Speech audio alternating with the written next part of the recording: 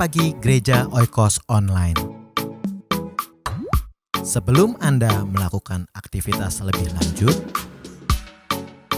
ikutilah Renungan Pagi hari Senin, Rabu, dan Jumat jam 4.30 pagi di YouTube channel Gereja Oikos Online. Kami gak layak, tapi Engkau yang melayakkan kami, Tuhan. Terima kasih untuk pagi hari ini, Tuhan. Terima kasih untuk kelegaan yang Tuhan berikan. Terima kasih untuk damai sejahtera ketika kami duduk diam di bawah kaki-Mu, Tuhan. Terima kasih untuk lawatan-Mu ketika kami membuka hati kami. Kami percaya Tuhan pagi hari ini, setiap kami mungkin ada di antara kami yang sedang letih. Kami percaya ada kekuatan yang baru yang Kau berikan. Jika ada di antara kami yang sedang mengalami sakit Tuhan, kami percaya ada kesembuhan di dalam hadirat-Mu. Kami percaya yang lemah sudah dikuatkan oleh karena kuasa-Mu yang begitu besar di tengah-tengah kami Tuhan. Untuk itu kami gak akan pernah berhenti mengagungkan Engkau Tuhan. Segala pujian, segala hormat hanya bagi nama-Mu Tuhan. Dan sekali lagi kami mau naikkan keagungan kami di hadapan Engkau.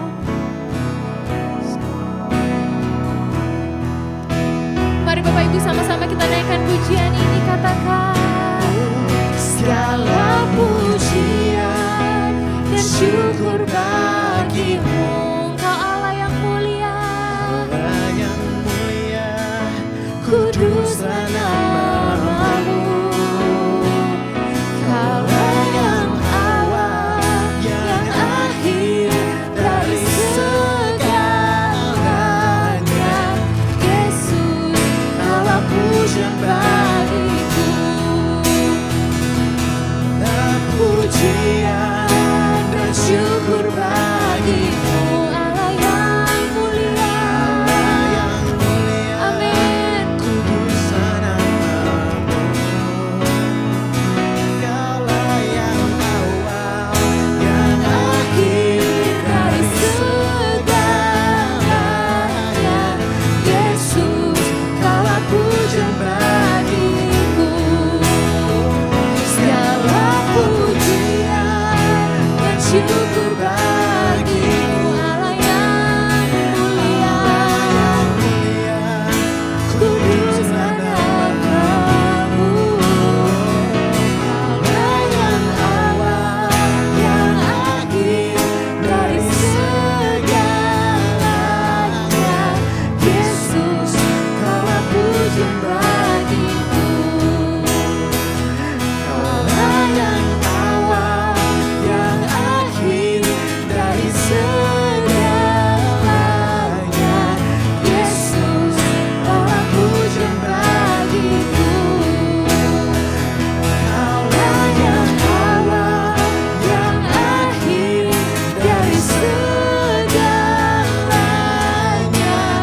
Yesus, Kaulah pujian bagiku.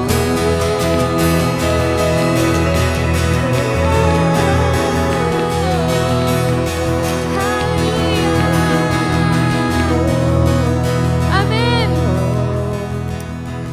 Amin, amin. Benar Tuhan. Kaulah pujian yang sejati Tuhan. Kaulah sumber kekuatan kami Tuhan. Terima kasih Tuhan, terima kasih untuk sukacita yang Kau limpahkan bagi setiap kami. Dan hari ini Tuhan kami siap untuk mendengarkan firman-Mu. Berbicaralah Tuhan, biar lewat firman Tuhan kami bisa dikuatkan, kami bisa diteguhkan. Kami juga serahkan hamba-Mu yang akan menyampaikan firman-Mu Tuhan. Biar hikmat daripada-Mu menyertai hamba-Mu yang akan menyampaikan firman. Engkau singkapkan isi hati-Mu Tuhan, rahasia-rahasia firman-Mu agar kami mengerti Tuhan. Dan kami gak salah lagi untuk melangkah ke depannya Tuhan. Di dalam nama Tuhan Yesus Kristus ini yang menjadi doa dan ucapan syukur kami di hadapan Engkau. Haleluya. Amin. Baik, saya serahkan kepada hambanya yang akan menyampaikan firman Tuhan.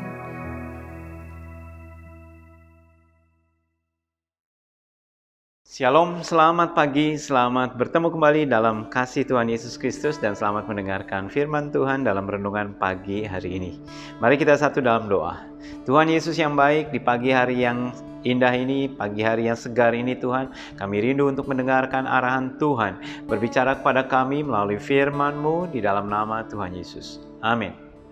Firman Tuhan diambil di dalam kitab Keluaran pasal 20 ayat 13. Kita masih berbicara tentang 10 perintah Allah dan ternyata di dalam 10 perintah Allah itu Tuhan Yesus banyak sekali menggenapinya, banyak sekali membahasnya. Tuhan Yesus berkata, aku datang bukan untuk merombak hukum Taurat, bukan untuk mengacak-acak hukum Taurat, tetapi aku datang untuk menggenapinya.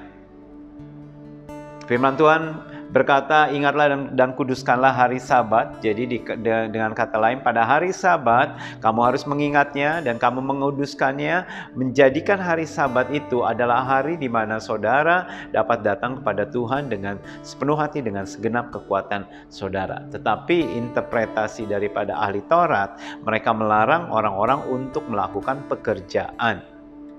Ya tentunya memang betul pada hari Sabat itu tidak melakukan pekerjaan supaya mereka bisa datang kepada Allah. Tujuan dari tidak melakukan pekerjaan adalah supaya mereka datang kepada Allah. Jadi tujuannya adalah datang kepada Allah. Tetapi mereka menekankan untuk tidak bekerjanya itu. Itu sebabnya pada waktu Tuhan Yesus menyembuhkan orang sakit, mereka protes, kenapa kamu melanggar hukum Taurat? Padahal hukum Taurat berkata kamu tidak boleh bekerja pada hari Sabat. Tetapi Tuhan Yesus mengembalikan makna yang sesungguhnya daripada hukum Taurat. Makna sesungguhnya dari hari Sabat. Dan hari ini kita akan belajar salah satu dari hukum Taurat. Keluaran 20 ayat 13. Jangan membunuh. Berapa hari yang lalu kita sudah belajar tentang hormatilah ayahmu dan ibumu. Dan sekarang masuk perintah berikutnya adalah jangan membunuh. Nah, di sini pengertian jangan membunuh artinya secara fisik kita tidak boleh membunuh. Ya. Secara bagaimana kalau misalkan kita berada dalam peperangan, sedangkan kata firman Tuhan ini jangan membunuh. Wah, itu bingung jawabnya. Seperti misalkan kalau saudara lihat perintah hukum Taurat seperti ini, dan tetapi pada waktu Yosua melawan Amalek, mereka membunuh orang Amalek. Pada waktu mereka memasuki tanah Kanaan, mereka membunuh tanah orang-orang yang ada di tanah Kanaan dan merebut. Dan bagaimana kalau dalam situasi berperang? Saya tidak membahas masalah etika dalam hal membunuh atau tidak, tetapi yang saya membahas adalah pengertian daripada jangan membunuh. Nah, pengertian jangan membunuh pada dalam zaman hukum Taurat itu pengertiannya secara fisik. Tetapi Tuhan Yesus membawakan pengertian jangan membunuh itu di dalam arti kata yang lebih dalam lagi. Kita akan lihat di dalam Matius pasal 5 ayat 21 sampai 22. Kamu telah mendengar yang difirmankan kepada nenek moyang kita, jangan membunuh. Siapa yang membunuh harus dihukum. Jadi hukum Taurat berbicara kamu jangan membunuh. Kalau kamu membunuh, kamu akan mendapatkan hukuman. Seseorang membunuh saudaranya dan mereka akan mendapatkan hukuman. Kain membunuh Habel dan Tuhan menghukum Kain. Dan begitu juga Tuhan atur satu peraturan untuk manusia tidak boleh membunuh. Jadi ada aturan. Di dalam dunia ini ada aturan, suka atau tidak suka, saudara mengikuti peraturan. Saudara yang tinggal di Indonesia, saudara yang tinggal di Singapura, saudara yang tinggal di berbagai macam dunia, masing-masing punya aturannya masing-masing. Di mana saudara tinggal, ikutilah aturannya. Saudara tinggal di Indonesia, ikuti peraturan yang ada di Indonesia. Saudara yang tinggal di Singapura, ya ikuti peraturan yang diperintahkan oleh pemerintah Singapura. Jangan pakai aturan dari pemerintah Indonesia kita praktekkan tempat di mana kita tinggal, katakanlah di Singapura atau di Australia. Tempat di mana kita tinggal, disitulah kita melakukan hukum-hukum atau perintah yang diatur oleh pemerintah setempat. Nah, di sini Tuhan Yesus berkata demikian. Ayat 22. Tetapi aku berkata kepadamu, setiap orang yang marah terhadap saudaranya harus dihukum. Tadi di ayat 21 Tuhan berkata siapa yang membunuh harus dihukum. Tapi terus kemudian Tuhan Yesus jabarkan, kalau ada seseorang marah terhadap saudaranya, dia harus dihukum. Dengan kata lain, kemarahan, kebencian itu sama bobotnya seperti dengan pembunuhan. Membunuh tidak berarti secara fisik saja. Kita bisa membunuh seseorang tanpa perlu menusuk atau membunuh secara fisik. Ada seseorang bisa saja membunuh masa depan orang lain, masa depan adiknya, masa depan anakmu, masa depan orang lain. Kita bisa saja membunuh dengan cara menghalangi, dengan cara menghambat, sehingga orang-orang yang tadinya dapat kesempatan, kita tutup kesempatan tersebut. Sama saja kita membunuh hidupnya, membunuh masa depannya. Dan di sini Tuhan Yesus menyampaikan orang yang marah, orang yang benci, itu dikategorikan sama seperti dosa pembunuhan. Kain, dia benci sekali kepada Habel. Dia tidak suka pada waktu melihat persembahan Habel diterima oleh Allah, sedangkan persembahan dia tidak diterima. Dari rasa marah, akhirnya timbul jengkel, timbul mengalami kebencian, dan lantas kemudian actionnya adalah dengan dia membunuh adiknya. Jadi kemarahan, kebencian itu adalah proses pembunuhan yang tertunda. Hanya tinggal membutuhkan keberanian, kesempatan, dan kekalapan mungkin. Jadi seseorang, karena itu berbahaya sekali kalau saudara marah, kalau saudara benci terhadap seseorang, itu di dalam roh saudara itu dikategorikan seperti sudah membunuh, meskipun belum ada actionnya. Dan kalau dibiarkan terus-menerus, kita membenci seseorang, akhirnya kita benci sekali, dan kita mungkin menyumpahi semoga dia mati disambar geledek, semoga dia ketabrak mobil, dan akhirnya itu adalah ungkapan atau sumpah serapah untuk kematian daripada orang yang tidak disukai. Dan Tuhan berkata, siapa yang berkata kepada saudaranya kafir harus dihadapkan ke majelis agama, dan siapa yang berkata jahil harus diserahkan kepada neraka yang menyala-nyala. Ini adalah berbicara tentang kemarahan yang menyala-nyala, kebencian, itu dikategorikan dengan sama seperti pembunuhan. Yang Tuhan Yesus bawakan pengajaran ini adalah berbicara tentang di dalam hati. Sebelum adanya action, sebelum adanya tindakan, itu dosa itu bermula di dalam hati. Itu sebabnya di dalam Markus pasal 7 dikatakan ayat 21.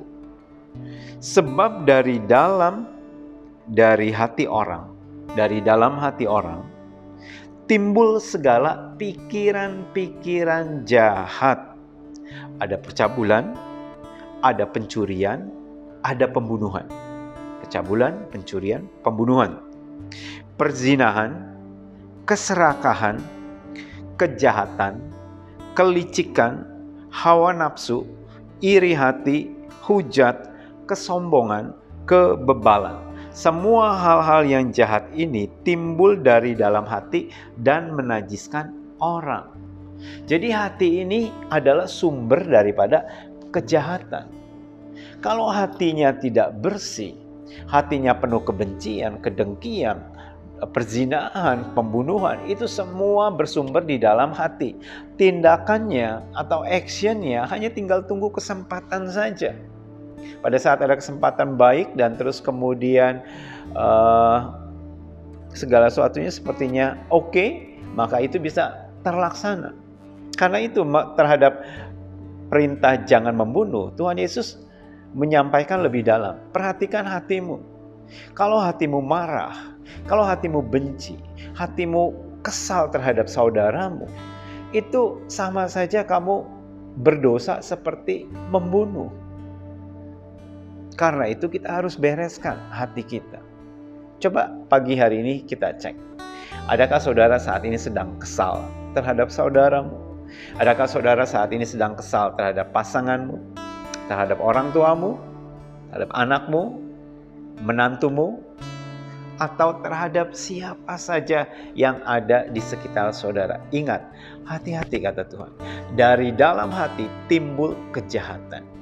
Karena itu sebelum dari hati ini terus berada dalam pikiran dan terus kemudian ada action, dibersihkan terlebih dahulu. Baru di angan-angan saja kita sudah minta ampun sama Tuhan, minta dibersihkan. Tuhan, bersihkan dari pikiran yang jahat. Tuhan, bersihkan aku dari keinginanku yang jahat ini. Keinginanku untuk membenci orang itu, keinginanku untuk supaya orang itu celaka. Tuhan, bersihkan pikiranku ini. Amin. Jadi hari ini, saudara yang bekerja, mungkin saudara kesal dengan bos saudara. Saudara jengkel sekali dengan teman sekerja saudara. Saudara marah sekali dengan keadaan situasi saat ini. Dan saudara mulai timbul rasa kesal, benci. Hari ini kita bersihkan. Bersihkan itu semua. Sebab dari dalam hati timbul segala jenis kejahatan. Sebelum meluas lebih lanjut, kita minta Tuhan bereskan. Amin. Tuhan Yesus memberkati saudara sekali. Tuhan Yesus, sucikan hati kami, pikiran kami, dan keberadaan kami. Ampuni setiap dosa dan kesalahan kami. Tuhan, kalau hari ini, saat ini kondisi kami Tuhan, kondisi anak-anak-Mu, mungkin ada yang kesal terhadap pasangan, ada yang kesal terhadap teman sekerjanya, atau bos, atau menantu, atau mertua, atau orang tua, atau dengan anak, atau dengan sanak family. Tuhan, aku berdoa saat ini, kami melepaskan pengampunan Tuhan, di dalam nama Tuhan Yesus. Kami berdoa Tuhan Yesus, biarlah Engkau sucikan hati kami, pikiran kami Tuhan, sehingga tidak ada niat jahat sekalipun di dalam hidup kami. Jadikan hari ini menjadi hari yang berkemenangan bagi umat-Mu Tuhan. Dan berkati kegiatan mereka Tuhan sepanjang hari ini di dalam nama Tuhan Yesus. Amin. Tuhan Yesus memberkati saudara sekalian. Sampai jumpa kembali.